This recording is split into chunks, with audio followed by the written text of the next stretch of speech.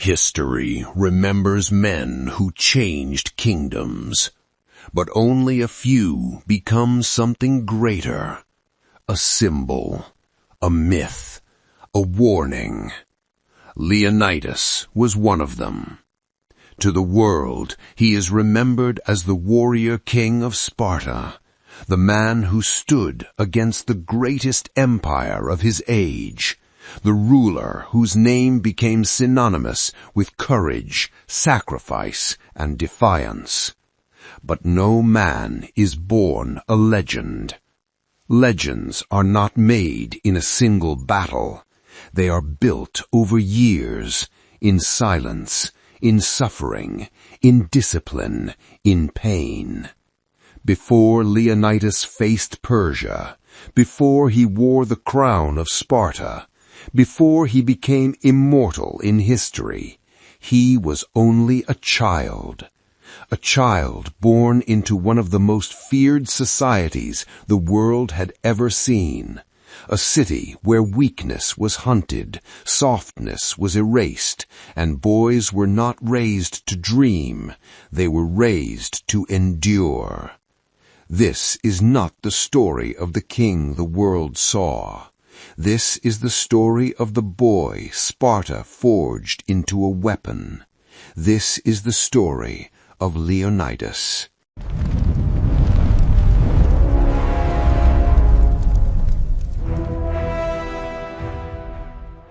To understand Leonidas, you must first understand the city that created him. Sparta was not simply a place. It was a machine built for war, for obedience, for survival. While other Greek city-states celebrated poetry, art, philosophy, and public debate, Sparta chose a different path. It chose power. Its people lived under one of the most disciplined and militarized systems in the ancient world. Everything in Spartan life served a single purpose: to protect the state through strength. This was not a society that valued comfort. It did not reward softness. It did not raise children with tenderness and indulgence. In Sparta, life was preparation. Preparation for hardship. Preparation for sacrifice. Preparation for battle. Even meals, clothing, speech, and behavior were shaped by one central belief: a strong people survive, a weak people disappear. And so the Spartans built a civilization around resilience. Their laws were severe, their expectations were relentless, their culture was unforgiving. This was the environment that produced warriors feared across Greece, and it was the environment into which Leonidas was born. Not into luxury, not into peace, but into a city where every boy was expected to become useful to war, even a prince, especially a prince.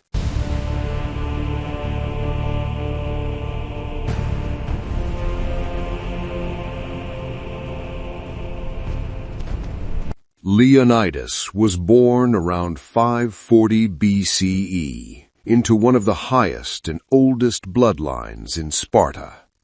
He belonged to the Agoge dynasty, one of Sparta's two royal houses. And yes, Sparta had two kings at the same time. It was an unusual system, even by ancient standards, but Sparta was a city built on old customs, rigid order, and inherited balance. Leonidas was the son of King Anaxandridas II.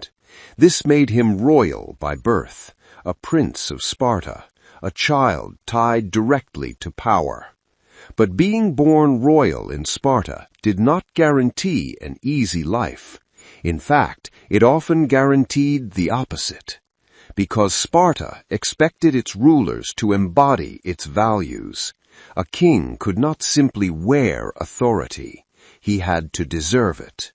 And Leonidas entered the world with one important reality already shaping his fate. He was not the firstborn son. He was not the obvious heir to the throne. He was not the prince everyone expected to rule. That may sound like a disadvantage, but in truth it may have become one of the greatest blessings of his life. Because while the first heir might receive more political attention, Leonidas would be shaped more deeply by Spartan discipline. He would not grow up assuming power belonged to him. He would grow up learning that power had to be earned. That lesson would become the foundation of the man he would later become.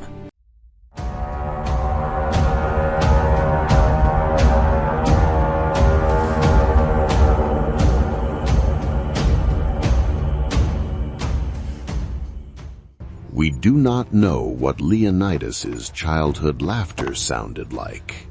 We do not know his favorite place, his private fears, or the exact look in his eyes when he first understood what Sparta expected from him.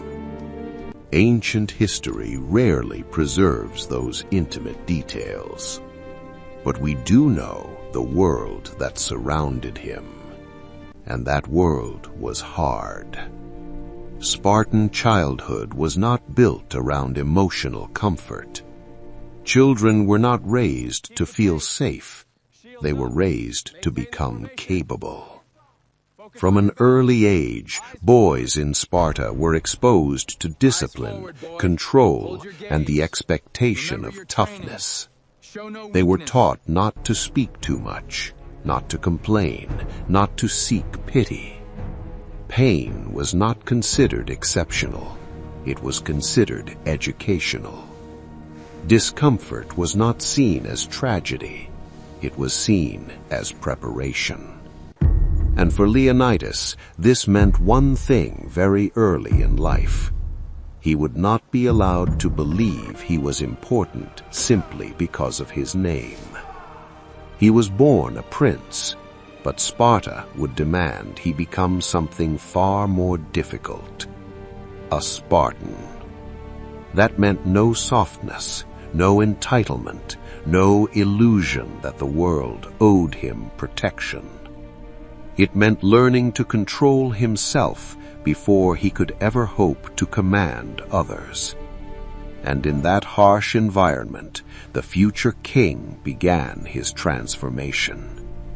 Not into royalty, into endurance.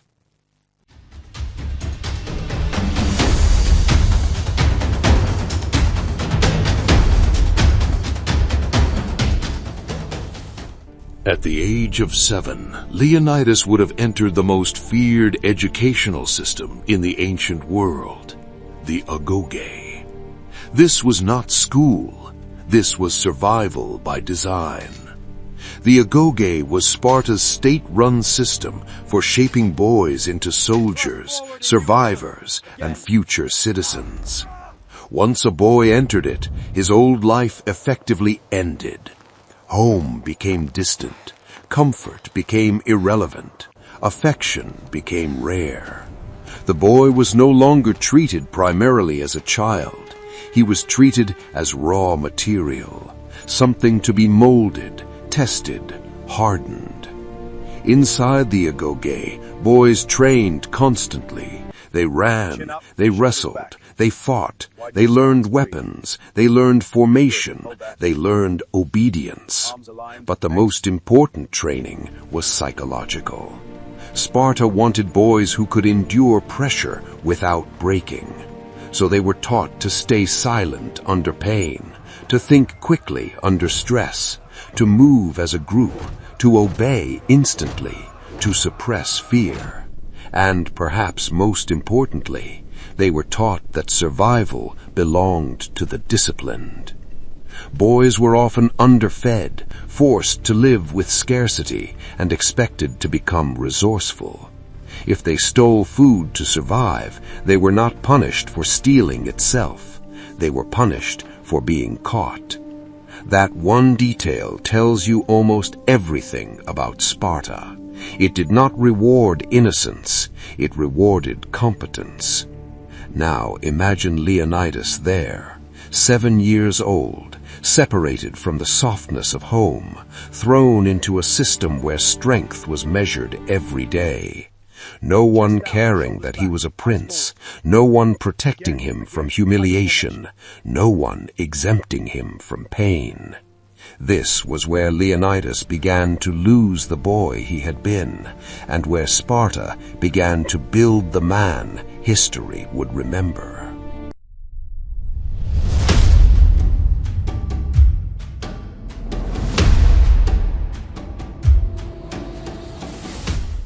The Agoge was not only cruel, it was competitive.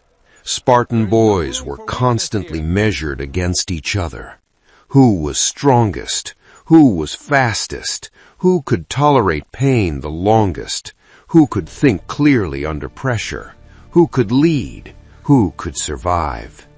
This created a brutal environment where weakness was exposed quickly. And in such a world, there was no hiding. Every bruise mattered. Every mistake mattered. Every hesitation mattered. This was not merely training the body. It was constructing identity. A Spartan boy learned that respect was not given. It was won. And if Leonidas was to become anything meaningful in Sparta, he had to prove himself the same way every other boy did. Through endurance. He would have faced cold nights, physical exhaustion, humiliation, fear, and the constant demand to push further. And somewhere in that pressure, something vital was happening. He was learning how men earn trust. That lesson would later become essential, because one day Leonidas would not simply need soldiers to obey him. He would need them to believe in him. And belief is never built by titles alone. It is built when men know you have suffered what they suffered. That is where Leonidas's true authority began. Not on a throne, not in a royal chamber, but among boys learning to survive under the same brutal sky.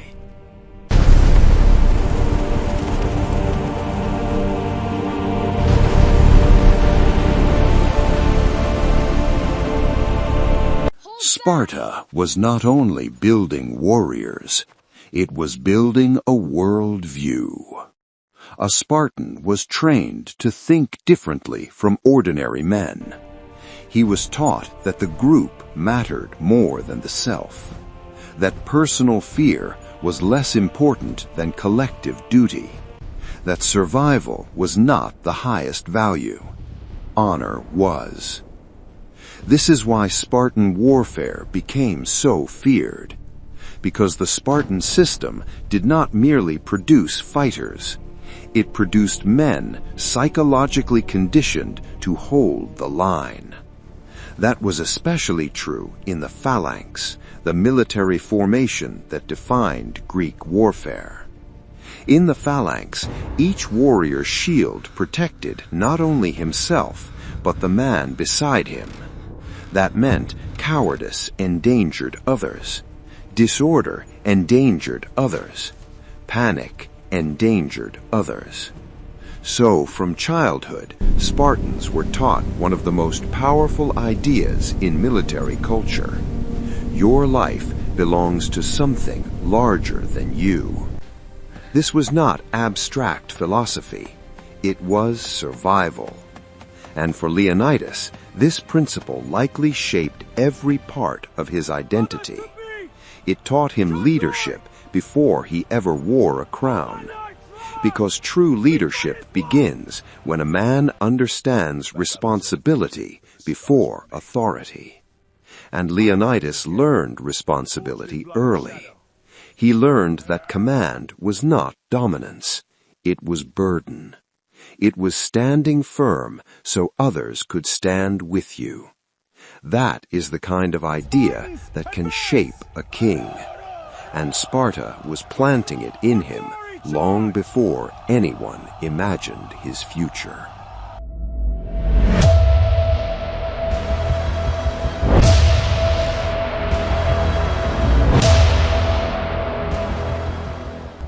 People often think greatness looks dramatic, but most greatness is built quietly, not in applause, not in glory, not in triumph, but in repetition, in rising when your body wants to stay down, in remaining calm when your mind wants to panic, in obeying discipline when emotion demands escape.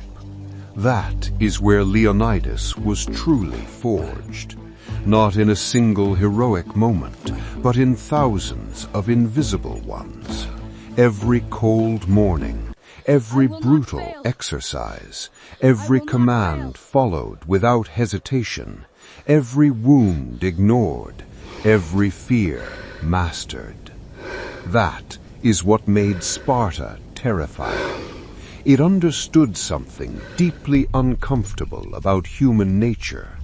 If you control the conditions of a child's development long enough, you can shape the adult in extraordinary ways. And Leonidas became one of the clearest examples of that process.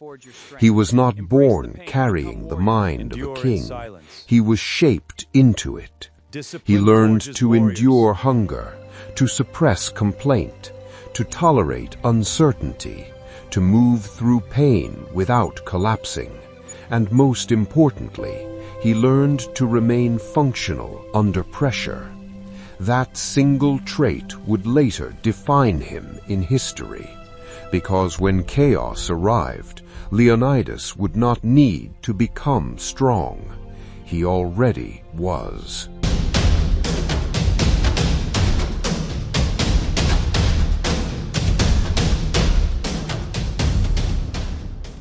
As Leonidas grew older, he would have moved beyond childhood training and into the expectations of Spartan adult life. This was no simple transition. In Sparta, adulthood did not mean freedom, it meant deeper obligation. A Spartan man was expected to be disciplined, battle-ready, loyal to the state, and fully committed to the military structure that sustained Spartan power. He trained with other warriors, he ate with them, he lived among a society where military excellence was not optional. This stage of Leonidas's life matters deeply, because this is where he would have become more than a survivor. He became a credible warrior, and in a warrior society, credibility is everything. A man may inherit a title, but he cannot inherit respect. Respect must be witnessed. It must be felt by the people around him. Leonidas had something rare for a future ruler. He had passed through the furnace as the men he would later lead. He had endured the same hardship, the same training, the same discipline. He had not floated above Spartan life. He had lived inside it. That gave him something powerful, authenticity. The Spartans could trust him because he was one of them, not in blood alone, but in formation. That would one day make all the difference.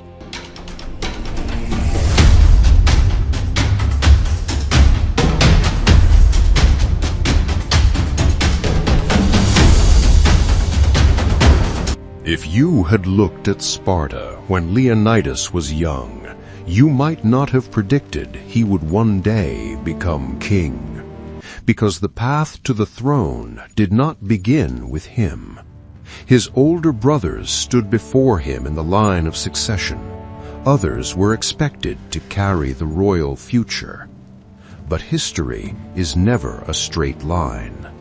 Over time, circumstances shifted. Deaths within the royal family changed the order of inheritance.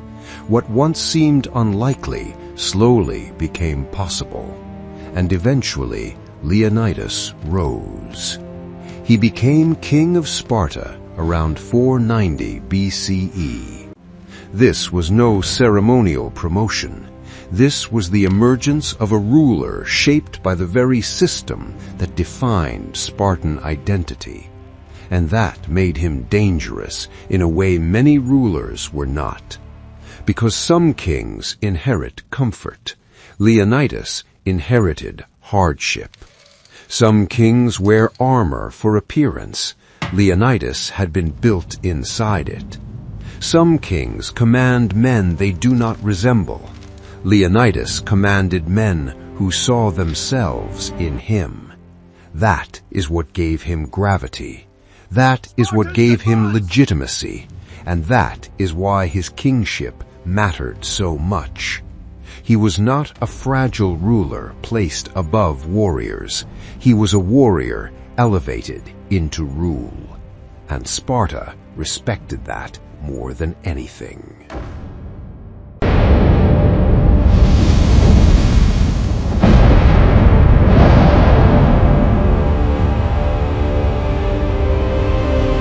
As Leonidas took the throne, the Greek world stood in the shadow of something enormous: Persia. The Persian Empire was vast beyond comparison. It stretched across continents. It commanded wealth, manpower, and military force on a scale most Greek city-states could barely imagine. This was not just another rival. This was an empire. And tensions between Persia and the Greek world had already begun to shape the political future of the region. War was no longer a distant idea, it was approaching. And when war approaches, leaders are revealed. Some are exposed as weak, some as vain, some as unprepared. But Leonidas had been preparing for pressure his entire life. Everything Sparta had done to him as a child now mattered. The cold, the hunger, the discipline, the command, the silence, the training, none of it had been random. It had all been building toward one truth. When the moment came, Leonidas would not collapse, because he had already been taught how to stand. That is why his story is so powerful. Not because he became famous, but because his childhood explains his future. The king the world would later admire was not born in the palace. He was built in the system, built in pain, built in order, built in Sparta.